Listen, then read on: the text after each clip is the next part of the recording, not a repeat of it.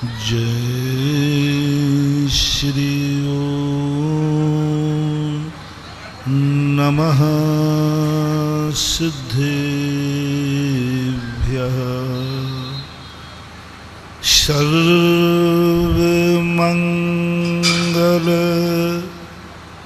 मांगल्यम सर्वकल्याणकारकम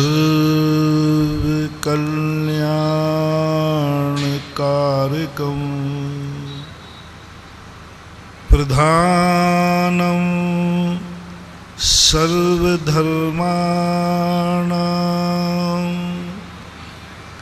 जैनं जयतु शासनं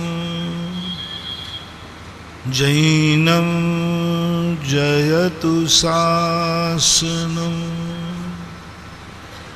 जैनं जयतु शासनं।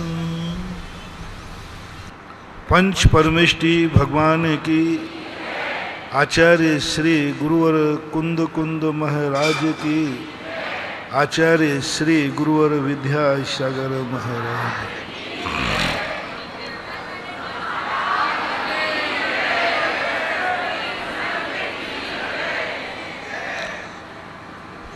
सनातन रूप से प्रभायमान दिगंबर जैन धर्म और उसकी आदर्श संस्कृति श्रमण संस्कृति एक सारे जगत के लिए ऐसी मंगल स्वरूप होती है कि जब किसी व्यक्ति के हृदय में आत्मा में जैन धर्म और श्रमण संस्कृति आत्मा की पर्याय बन जाता है तो वह स्वतः ही अपने आप सारे जगत का मंगल ही मंगल हो जाता है। जैन दर्शन उस पर विश्वास नहीं करता कि तुम बीमार हो और हम दवाई कराएं, तुम परेशान हो हम तुम्हारे लिए सुविधा जुटाएं, तुम बीमार हो हम तुम्हें दवाई दें, तुम गरीब हो हम तुम्हें अमीर बनाएं, तुम आंसू बहाओ मैं तुम्हारे आंसू पहुँचूं। इस सिद्धांत का जैन दर्शन गौण कर देता है।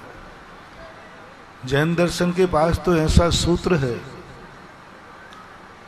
ऐसी ताकत है, ऐसा मंगल रूप है कि यदि उसको तुमने स्वीकार कर लिया तो इन सब की जरूरत ही नहीं पड़ेगी।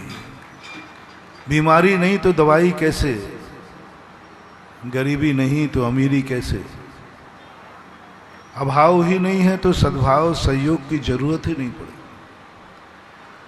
स्वयं में हम तुम्हें इतना परिपूर्ण कर देंगे कि तुम्हें कभी पड़ोसी को देखना ही नहीं पड़ेगा। जैन दर्शन सहयोग की चर्चा गौण करता है, सेकंड नंबर पर करता है। जैन दर्शन सबसे पहले उन शक्तियों को उद्घाटित करने की कला सिखाता है जिससे तुम खुद समर्थ हो सको, तुम खुद अपने आप में इतने पूर्ण तृप्त हो सको कि तुम्हें पड़ोसी की तरफ देखना ही नहीं पड़े। यहाँ तक कि हमारा जैन दर्शन व्यक्ति को इतना समर्थ और शक्तिशाली बनने के सूत्र देता है कि एक दिन वो नौबत आती है कि व्यक्ति को भगवान की तरफ भी देखना नहीं पड़ता, वो खुद भगवान बन जाता है, वो खुद उतनी शक्ति पा जाता है जो भगवान के पास है। जैन दर्शन उस कला को सबसे पहले हासिल करने की बात करता है कि तुम अपने अंदर की तरफ देखो, थोड़ा अपने पावर को पहचानो, तुम्हारे में कितना भंडार है और कितना तुम जान और समझ पा रहे हो, कितना सा ज्ञान तुम्हें। हर व्यक्ति यदि अपनी तरफ थोड़ा सा देख लेवे तो उसके पास उतना सब कुछ है जितना चेहरे पर मुस्कान लाने के लिए काफी है। जैनी कभी भी ऐसा हो ही नहीं सकता। जैनी यदि जैन धर्म को समझ जाए, आत्मा की पर्याय बना ले, तो उसकी आंख में कभी आंसू आएंगे। क्योंकि जैन कुल में जन्म लेते ही वो इतनी शक्ति लेके तो आता ही है, उसे कभी रोना नहीं पड़ेगा। रोता व्यक्ति है पड़ोसी को देखकर, रोता है व्यक्ति जब दुनिया को देखता है, तो उसे अपने आप में लगता है कि मैं बहुत छोटा हूं, मेरे में बहुत कमी है, मेरे में अभाव है। कुंद भगवान कहते हैं, तुम कितनों को देखोगे पर को, एक की स्पर्धा करोगे दूसरा फिर आ जाएगा, तीसरा आ जाएगा। बहुत बड़ा है संसार।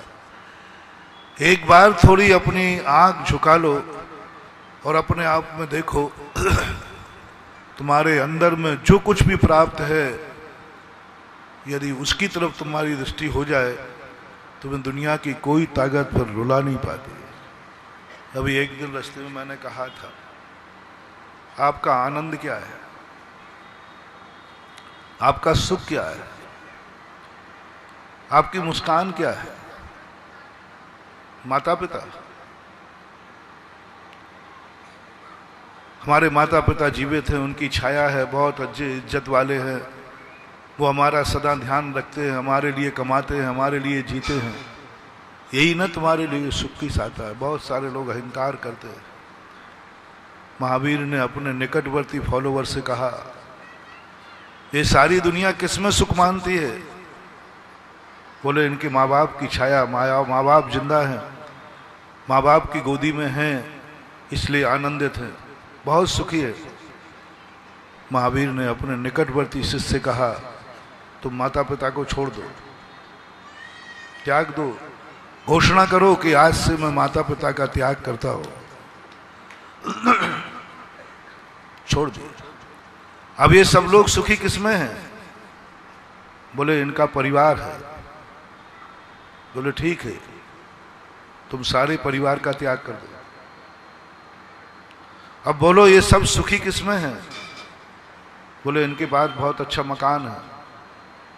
तो महावीर ने अपने आज्ञानुवर्ती शिष्य से कहा, तुम मकान का त्याग कर दो। बोले, अब ये सुखी किसमें हैं? बोले, इनके पास धन दौलत है। आदेश दिया, तुम धन दौलत का त्याग कर दो। बोले, अब ये सुखी किसमें हैं? बोले, बहुत अच्छे कपड़े पहने हैं, बंबई से शॉपिंग करके लाए हैं। महावीर ने अपने आज्ञानुवर्ती फॉलोवर से कहा, तुम कपड़े का त्याग कर दो। उन्होंने कहा, अब ये सुखी किसमें हैं? बोले, इनको बहुत 2-3 टाइम गर्मी में खाने और पीने मिलता है। जब भूख लगती है तब खा लेते हैं, तब प्यास लगती है तब पी लेते हैं।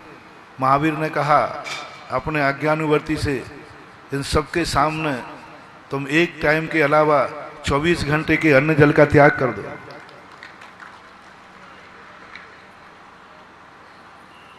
अब इसके अलावा तुम्हारा सुख क्या है? कोई नाम हो तो बताओ। और इनके अभाव के बराबर दुख क्या है तुम्हें? माँ बाप मर जाएं सो रो पड़ोगे? बेटा सुख हो? नहीं महाराज, एक छोड़ दिया पत्नी, एक छोड़ दिया पति, दोनों। संसार में है सबसे बड़ा सुख पति पत्नी अच्छे मिल जाए, पति पत्नी है। महावीर ने कहा, तुम विवाह का त्याग कर दो, विवाह का त्याग करो। उन्होंने कहा, इनके पास बेटे हैं। बोले, तुम ब्रह्मचर्य व्रत धारण करो। अब कौन सा सुख रह गया? जितने सारे सुख तुम्हारे पास थे, एक एक गिन करके महावीर स्वामी ने अपने आज्ञानुवर्ती को त्याग करा। एक एक जो जो तुम मानते थे। और तुम देख लीजिए, जो जो हमने गिनाए, ये सब तुम्हारे छूट जाएं तो तुम सुसाइड कर लोगे। ये सब छूट जाए। तुम्हारे माँ बाप चले जाएं, मकान चला जाए, पत्नी चली जाए, बेटा चला जाए, तुम अकेले निपट अकेले बनो तो क्या करोगे? महाराज फिर वही जो आपने बताया वही करूँगा, मैं भी चला जाऊँ। इसके अलावा बता दीजिए और क्या तुम्हारी जिंदगी में सुख है? और महावीर ने अपने फॉलोवर को ये सब त्याग कराए। बोले अब दुनिया के सामने खड़े हो जाओ और कहो दुनिया से, संसार में मेरे बराबर सुखी कौन है?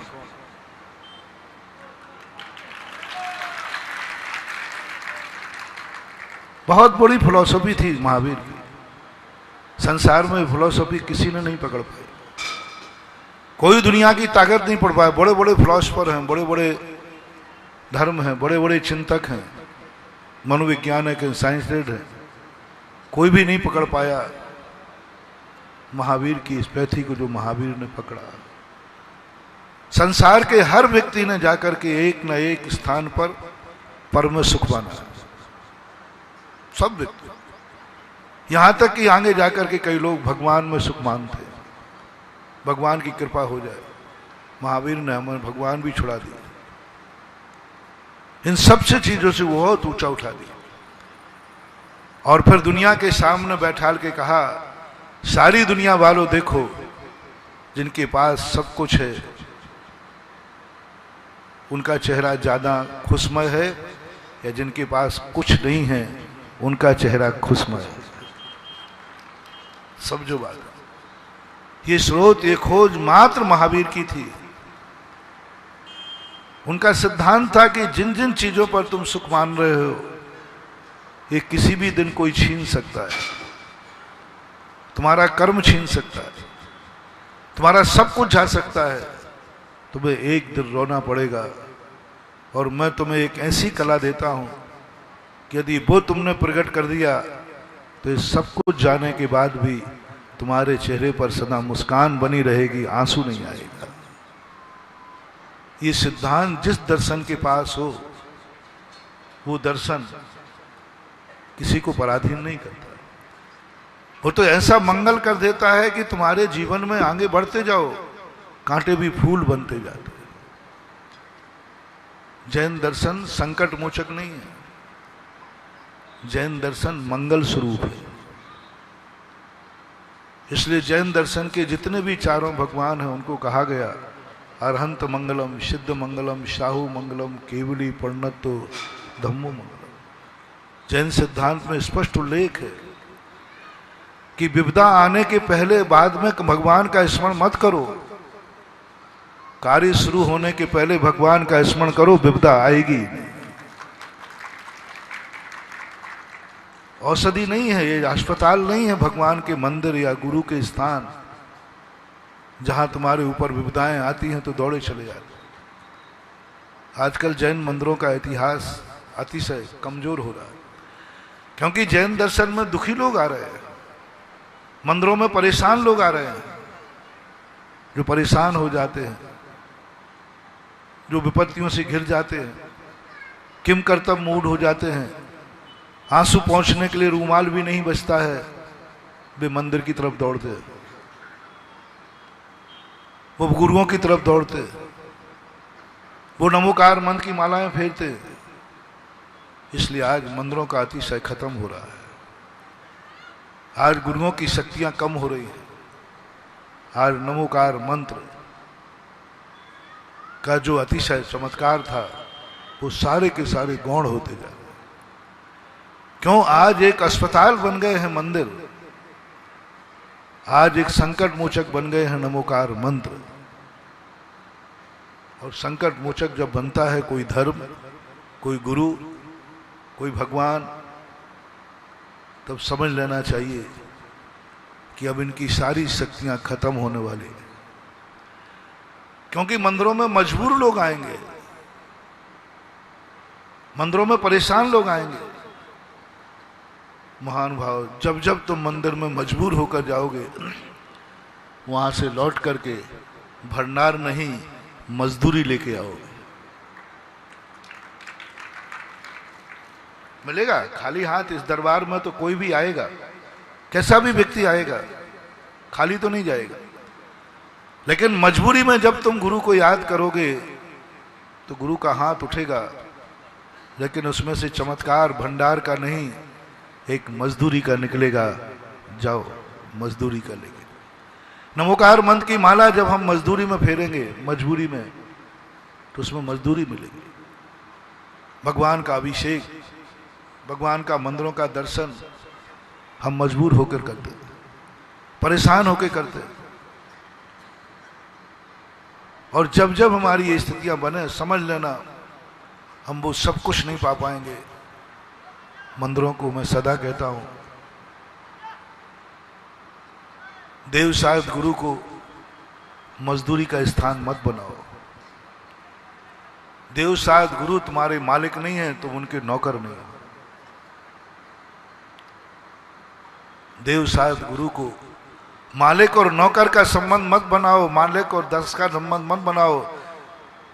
देव साहिब गुरु को पिता और पुत्र का संबंध बनाओ, जिसमें मजदूरी नहीं मिलती, वसीयत मिलती है।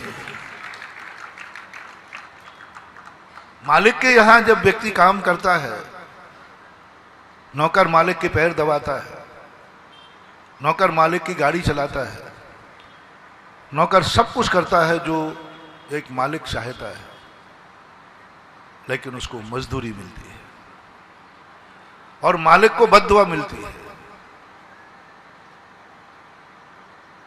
नौकर को मजदूरी मिलती है और मालिक को बद्दुआ मिलती है। नौकर कभी भी मालिक को दुआ दे ही नहीं सकता, देता भी नहीं, क्योंकि वो तो मजबूर है, वो अच्छा भाव नहीं रख सकता। लेकिन वही पिता का कार्य, पिता को मालिक ना माने, पिता माने और बेटा बनकर के सेवा करेगा, तो पिता तुझे मजदूरी नहीं, सारी वसीयत देगा तुम्हारे नाम। बस जैन दर्शन को मान लो कि मैं एक उनका बेटा हूं, कुटुंबी हूं, मैं नौकर नहीं हूं। नौकर बन के काम करोगे, आप मंदिर में बोर हो जाओगे। नौकर बन के पूजा करोगे, आप थक जाओगे। नौकर बन के दान दोगे, आप थक जाओगे। नौकर बन के पंचकर्मा करोगे, थक जाओगे।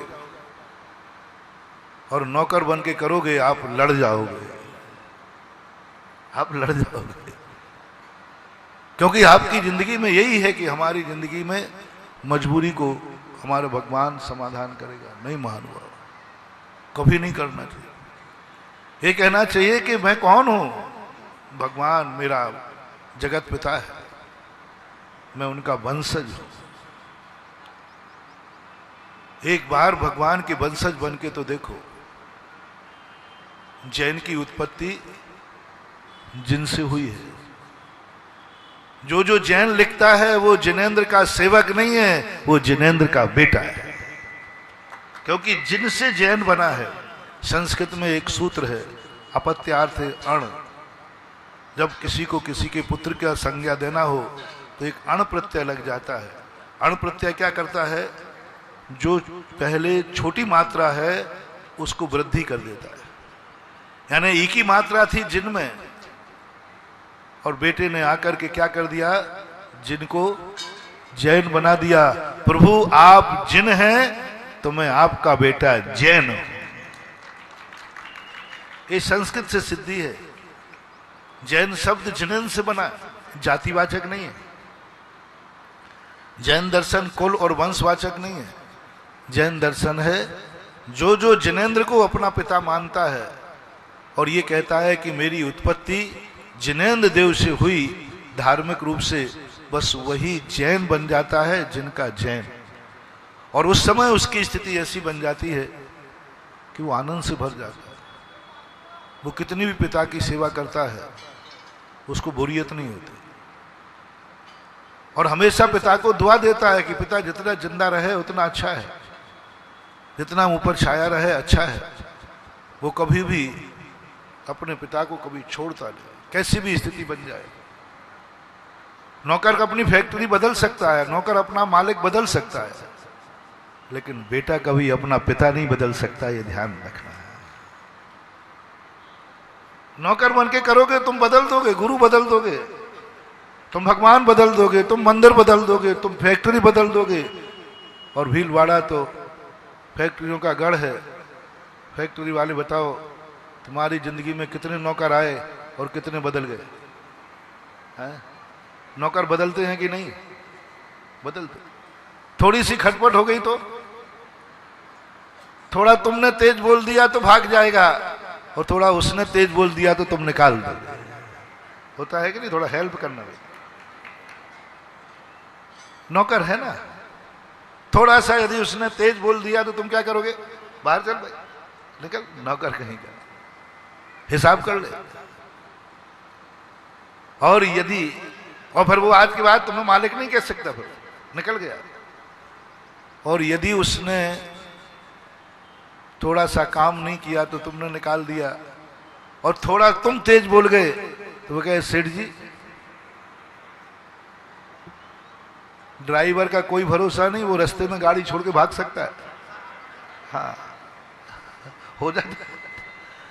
हाँ, एक बार ऐसा हुआ कि एक व्यक्ति को मेरे साथ विहार कर रहा था, तो उस जो चल रहा था उसने ये कहा, अरे भाई तू गाड़ी को क्यों आगे पीछे ले जाता है? मैं महाराज साथ चल रहा हूँ, कभी बैठा। उन्होंने कहा साहब क्या करूँ, इतने धीरे चलाऊं क्या? महाराज तो बहुत धीरे चल रहे। उसने डांट दिया, उसने कहा ये पकड़ो, तुम्हारी गाड़ी, छोड़ के चला गया। अब वो गाड़ी जंगल में खड़ी, सेठ जी जानते नहीं थे, गाड़ी चला गया। नौकरों के भरोसे ऐसे ही होगा, तुम डांट दोगे तो वो भाग जाएगा, और उसने गड़बड़ किया तो तुम निकाल दोगे। मंदिरों में ऐसे ही होता है, गुरु के पास ऐसे ही होता है। तुम गुरु को मालिक मान के आते हो, गुरु को नौकर मान के आते हो।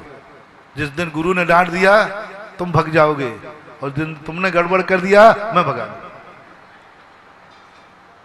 मालिक और नौकर है ना, तुम मेरे नौकर हो, मैं तुम्हारा मालिक हूं। और क्यों है मैं मालिक और नौकर? नौकर कभी भी मालिक के दरवाजे जाता है, नौकरी वो मजबूरी में करता है कि शौक में? जल्दी बोलो। नौकरी कोई मजबूरी में करता है कि शौक में? मजबूरी में करता है। तो तुमने महाराज को मालिक माना तो तुमने मजबूरी में मालिक माना है, क्योंकि तुम्हारी मजबूरी है, इसके बिना तुम्हारा कोई हथियार नहीं था, मजबूरी थी। हर व्यक्ति नौकर हमेशा, कौन किसको मालिक मानना चाहता है? मालिक बनना चाहता है, मालिक मानना, लेकिन करें क्या? किस्मत ऐसी फूटी हुई है कि उसे किसी के यहाँ नौकरी करना पड़ती है, मालिक बनाना पड़ता है। ऐसे ही तुमने गुरु को मालिक बना लिया, क्योंकि तुम्हारी मजबूरी है।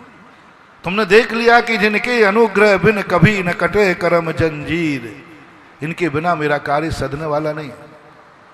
इज्जत चाहिए है तो गुरु को मानो, नाम चाहिए है तो गुरु को मानो। संकट में यदि शांति धारा करवाना, कोई गड़बड़ हो जाए तो आशीर्वाद भी, क्योंकि तुमने पढ़ रखा है जहां कोई काम नहीं आता, बोल दो। हाँ यही है ना। हाँ बहुत अच्छा, बहुत, यही तो सुनना चाहता।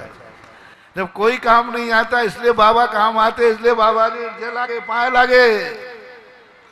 ये सब मालिक और मजदूरी का मामला है महानुभाव। जब कोई काम नहीं आता, जब गुरु काम आते हैं, तो सब दुनिया मानती है। ये कोई धर्म की परिभाषा नहीं। अब किसी भी दिन ये संबंध टूट जाए, मैंने अच्छे अच्छे मुनि भक्तों को टूटते देखा है, जो परम मुनि भक्त थे। थोड़ा ही सा उनके अनुकूल नहीं बनो, थोड़ा ही से उनको मान प्रतिष्ठा ना मिले, थोड़ा ही सा उनको प्रतिकूल चल जाओ, वह कहते गुरु जी टाटा, वो ढूंढे से नहीं मिलता। और परम गुरु भक्त था पहले। और कई बार ऐसा होता है कि भक्त अनुकूल नहीं चल पाए तो उसको हटाने का भाव आ जाता है। एक बार एक अच्छा भक्त था, वो बहुत भक्ति करता था। मैंने कहा भाई तू मत आया कर, मुझे तुझे देखकर अच्छा नहीं लगता था, कुछ दिन से बहुत बुरा लग रहा है। तो मैंने बाद में सोचा, मैंने कि इस भक्त के प्रति मेरे ऐसे भाव क्यों आ रहे हैं? भक्त के प्रति मेरे भाव क्यों आ रहा है कि इसको बोलूं नहीं, इससे बात नहीं करूं, कुछ भी नहीं करूं। तो मैंने चिंतन किया कि भक्त के प्रति ऐसा भाव क्यों आ रहा है। मैं दिन भर परेशान रहा। दूसरे दिन मैंने उसको बुला के पूछा, मैंने कि भाई सच बता, तू मुझे तू क्यों मानता है, गुरु मेरी सेवा क्यों करता है? तो उसने यही शब्द कहा, महाराज वक़्त मौका के लिए जब कोई काम नहीं आता तो आप काम आओगे, इसलिए मैंने कहा इसलिए मेरा परिणाम बिगड़ गया, क्योंकि तूने मुझे मालिक माना है तो मुझे तेरे प्रति नौकर दास का भाव आ रहा है। तूने नौकर माना इसलिए मुझे भाव आ रहा है कि मेरा दास है, मैं इसका मालिक हूं। यही भगवान पे लगा लेना मान। आप देख लेना, भगवान को मालिक मानते हो और तुम उनको दास मानते हो, अपने आप को नौकर। आपकी मजबूरी है, क्योंकि भगवान के बिना, मंदिर के बिना मेरी इज्जत नहीं, मेरे कर्म शुभ नहीं होंगे, मेरे नरक गति हो जाएगी, मेरे स्वर्ग नहीं मिलेगा। हमने शास्त्रों में कह दिया ना कि तुम भगवान को नहीं मानोगे तो नरकों में जाओगे। उन्होंने कहा बाबा जी आ रहा हूं, अभिशाप मत दो। डर गए तुम, भय खा के चलो भगवान के पास। महाराज ने कहा जो मंदिर नहीं आएगा नरक जाएगा। तुम दौड़े चले आए तुरंत, मजबूरी है, क्या करोगे। महानुभाव, आप थक जाओगे, आप कंपनी बदल दोगे। कितने लोग भगवान को बदल देते हैं, गृहीत मिथ्या दृष्टि बन जाते। जैन कुल में जन्म लेकर जिनेंद्र को बदल देते हैं। जिनेंद्र के प्रति श्रद्धा नहीं रहती, आस्था नहीं रहती, पता नहीं कहां कहां जाकर के भटकते रहते। और हैं कौन? जैन कुल। जिनेंद्र जैन लिखते हैं भगवान को बदल। क्यों? जिस मंदिर से, जिस भगवान से थोड़ा मान सम्मान ना मिले, इज्जत नहीं मिले, अहंकार की पूरी नहीं हो, वो मंदिर छोड़ देता है, भगवान छोड़ देता है। बोले ये पकड़ो तुम्हारी रामायण। जैसे उस नौकर ने कहा था ना, सेठ जी ज्यादा आंखें मत दिखाओ, ये पड़ी तुम्हारी गाड़ी। क्या करोगे? 15 दिन का वेतन बाकी है, वही नहीं दोगे, ले जाओ। क्या करोगे? तुम लोग भी कई बार मंदिरों में, भगवान में फेंक देते हो, मुझे नहीं चाहिए मंदिर, मंदिर ही नहीं आऊंगा मैं, मुझे पंचकर्णक में नहीं आना, मुझे बसनाल से कोई लेना देना नहीं। ये पड़ा तुम्हारा पंचकर्णक आदिनाथ बाबा, और अब तो मैं आ गया हूं, तो अब कल तक तो ये पंचकर्णक आदिनाथ का था, अब हो गया, अब किसके नाम मार दिया? अब तो ये पंचकर्णक महाराज जी का है। मार दो, मार दो, मार दो। और फिर हम और चले जाएं तो फिर पंचकर्णक किसका है? तीसरे नंबर पर, अच्छा ये फलानी कमेटी का पंचकर्णक है। 3 के पंचकर्णक आप करते हो। भगवान से बिगड़ गई तो भगवान का पंचकर्णक है, हमें भगवान से कोई लेना देना नहीं। फिर कोई गुरु आ जाए तो गुरु खाते डाल दो, बोले हमें इन गुरु से कोई लेना देना नहीं। फिर ये दोनों ठीक ठाक बैठ जाएं, बोले भाई भगवान तो तेरी बनती है, भगवान वो तो ठीक है, गुरु नहीं, गुरु महाराज भी ठीक है, गुरु महाराज और भगवान से हमारे लिए कोई तकलीफ नहीं है। ऐसे लोग भी देखो, तुम जो मैं कहूं वो तो हाँ भरते जाना, ऐसा हो रहा है, होता है। कभी कभी तुम्हारी भगवान से अच्छी पटरी बैठ रही, नहीं महाराज भगवान से बहुत अच्छी पटरी बैठ रही, मंदिर है, हमारा मंदिर है, हमारा अपना ही मंदिर है। और महाराज अरे भैया अपने गुरुदेव, अरे जय जय गुरुदेव, अरे गुरु की बात करते हैं, गुरु भी अपने। महाराज जी वो तो दोनों तो ठीक हैं, लेकिन ये पंचकल्याणक में उस कमेटी का पंचकर्णक है, वो कमेटी मेरी नहीं है, बस इसलिए अपन को इसको दूर। आहा रे दुर्भागा कहीं का, क्या बात हो गई महानुभाव। पंचकल्याणक कमेटी का, पंचकल्याणक आजाद नगर का है। बहुत सारे पंचकल्याणक के लिए अपनी जिंदगी में खोजेंगे भीलवाड़ वाले, पंचकर्णक कहाँ का है? महाराज वो आजाद नगर का है, और आजाद नगर से भीलवाड़ा की ज्यादा कुंडली महाराज जी बैठती नहीं। तुम्हारे गुरु महाराज तो वो गुरु तो ठीक है, वो उनसे कोई तकलीफ नहीं है।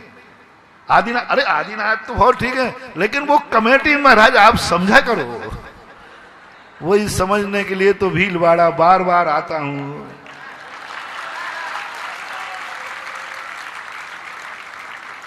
वही समझने के लिए तो आता हूं महाराज, आप समझो तो है कौन ही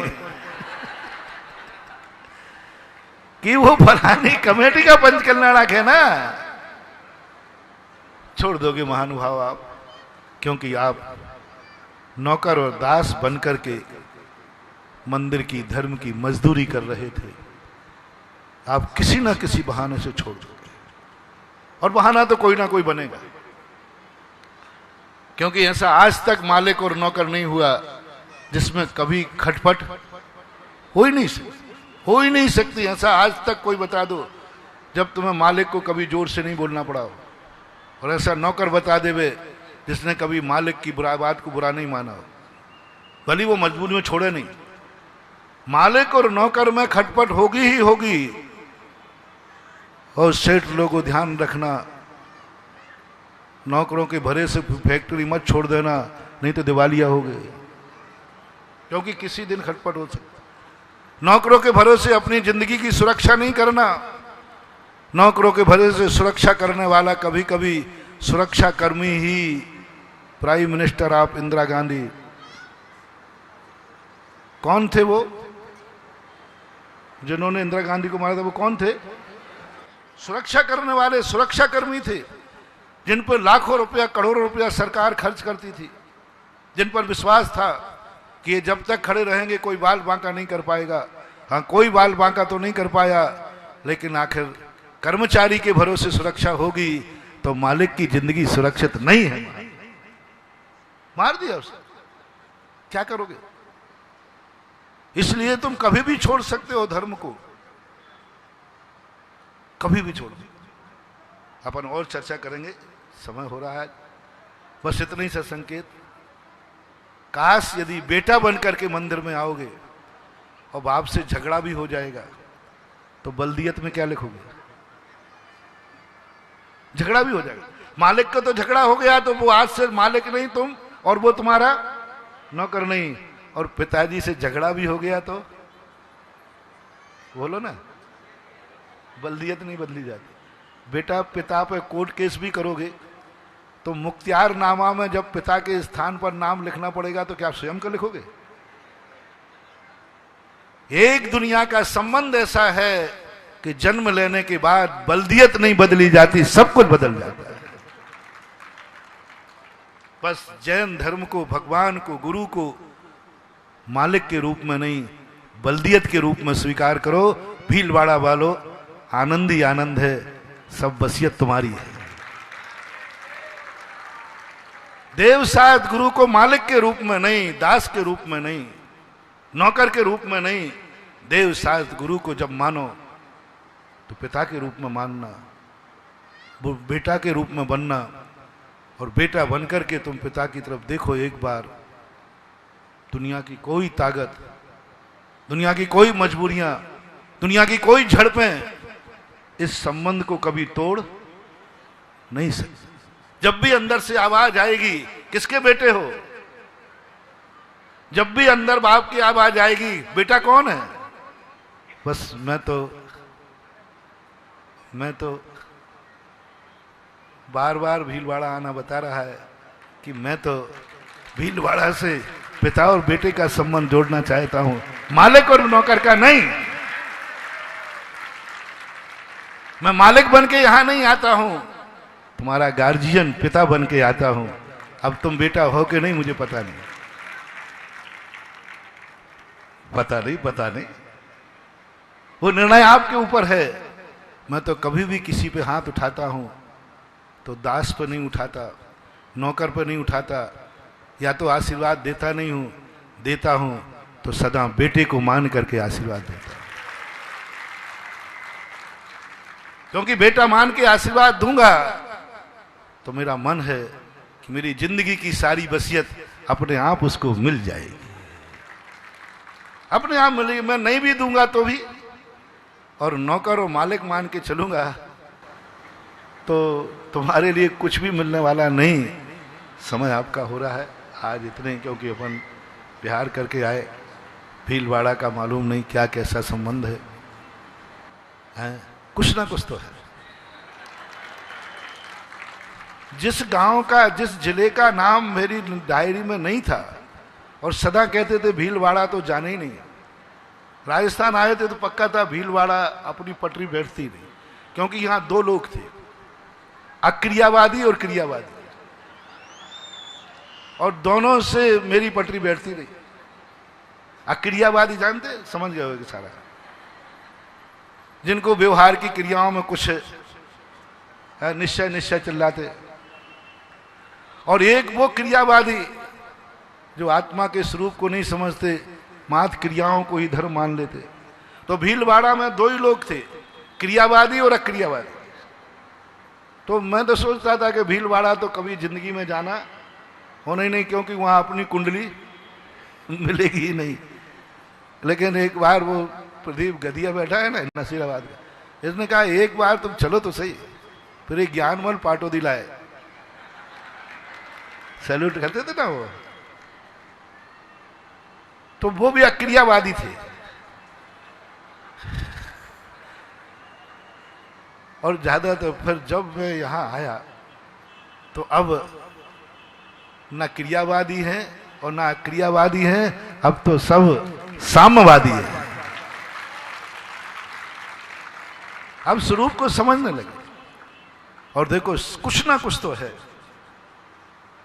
किसी भी हालत में संभव नहीं कि इतने बार मैं राजस्थान में किसी भी नगर में नहीं गया, और निकला भी हूं तो कहीं पंचकर्म, सारे पंचकर्म मेरे ही खाते में लिखे हैं क्या? पता नहीं कौन से जन्म का दावा कावा है। और चंद्रशेखर आजाद वालों को तो बेटा को कह दिया तो मर जाओ नाक रगड़ के, मैं तो नहीं आऊंगा। और नहीं, ऐसे बोल ही नहीं रहा हूं आज। आप तो इनसे पूछ लीजिए, वो श्रवण खड़ा ना, श्रवण और वो लल्लू लल्लू पूछो। मैंने कहा देखो इतना गुस्सा, इनको देखते ही मुझे गुस्सा आता था। मैंने कहा वो आ गए दुश्मन, क्योंकि इन्होंने जितना परेशान किया है 36 साल में मुझे संसार ने किसी ने परेशान नहीं किया। और इनको देखते ही बस जैसे कहता था, कई बार तो आशीर्वाद भी नहीं मिला, देखे ही नहीं, महाराज सुन कुछ नहीं चलिए आ गया। लेकिन इन जैसे बेशरम, क्योंकि और पूरा संकल्प था मैं नहीं जाऊंगा नहीं जाऊंगा नहीं जाऊंगा, और इन जैसा कोई बेशरम नहीं है। इससे ये तो सिद्ध हो गया बेशरम तो बेटा ही होता है, नौकर में।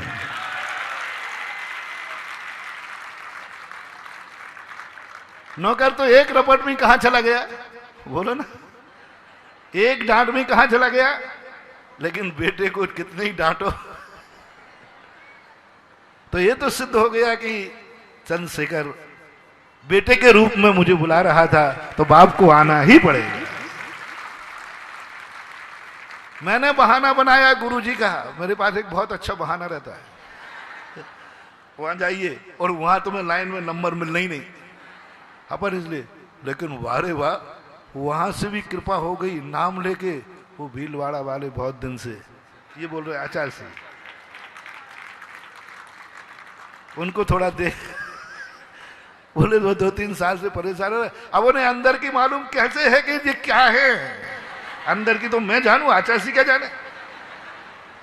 अब आचार्य सिंह को तो इनकी परेशानी दिखी, तो बार बार गए ना, कम से कम 5-7 बार गए। तो आचार्य सिंह कहते वो लोग बहुत दिन से परेशान हो रहे हैं। अब उनको क्या मालूम कि ये परेशान हो रहे हैं कि हमें परेशान कर रहे हैं। गुरुजी ने कह दिया तो फिर तो क्या बात क्या है, बहुत अच्छा। देखो यही होता है, अंदर की जब चेतना, अंदर का समर्पण और श्रद्धा होती है, तो यदि व्यक्ति गुरु नकार भी दे, गुरु निकाल भी दे, एकलव्य में यदि दम है, तो वही गुरु जिसने गुरुकुल से निकाल दिया था, वही गुरु एकलव्य के दरवाजे खड़ा मिलता है। वही द्रोणाचार्य थे जब एकलव्य को ने कह दिया था कि नहीं तेरे लिए मैं नहीं पढ़ाऊंगा, और वही द्रोणाचार्य कहां खड़े थे एक दिन, एकलव्य की कुटिया के सामने। बस यही स्थिति मेरी रही, मैंने एकलव्यों को निकाल दिया था, और आज देखो मैं कहां हूं, चंद्रशेखर भीलवाड़ा रूपी एकलव्यों के सामने खड़ा हूं। बस आपको एक ही संदेश संकेत है, कोई ना कोई नियोग होता है। मैंने इनसे ये कहा भाई ज्यादा पिंड मत छुड़ाओ, कोई दूसरे महाराज से करा लो, तुम्हें महाराज नहीं मिले मैं महाराज देता हूं। मैंने महाराज देने तक की गारंटी लेती, लेकिन बस तुम मेरा पिंड छोड़ दो, मेरे यहां आना बंद करो, क्योंकि तुम्हारे देखते ही मुझे मन में दूसरा महाराज मैं दिलाता हूं, गारंटी है आपको पहुंच जाएंगे महाराज आप। पर ये तो कहते हैं कि प्रतिष्ठा होगी तो एक से होगी, नहीं तो हम भी तुम सुधा सागर हो तो हम भी चंद्रशेखर के लोग हैं। और हालांकि इनको खूब मिलाने का प्रयास किया, आखिर आज जिन्होंने अपनी जिद मनवाई ली कि चंद्रशेखर का पंचाणक होगा तो होगा ही होगा अलग से। बहुत अच्छा, अपन और आगे सुनेंगे। समय की थोड़ी मर्यादा रखो तो प्रवचन और मिलते रहेंगे, और नहीं रख पाओगे तो फिर गर्मी का समय है, हम ज़्यादा आपको समय नहीं दे पाएंगे। महावीर भगवान की तरफ से मैं गुरु चरणों में समर्पित करता हूं कि लोग कहते हैं कि अगर हाथ की लकीरें अधूरी हो तो किस्मत अच्छी नहीं होती, और मैं कहता हूं जब सर पर हाथ हो गुरुवर सुधा सागर जी का तो और किसी गुरुवर की जरूरत ही नहीं होती।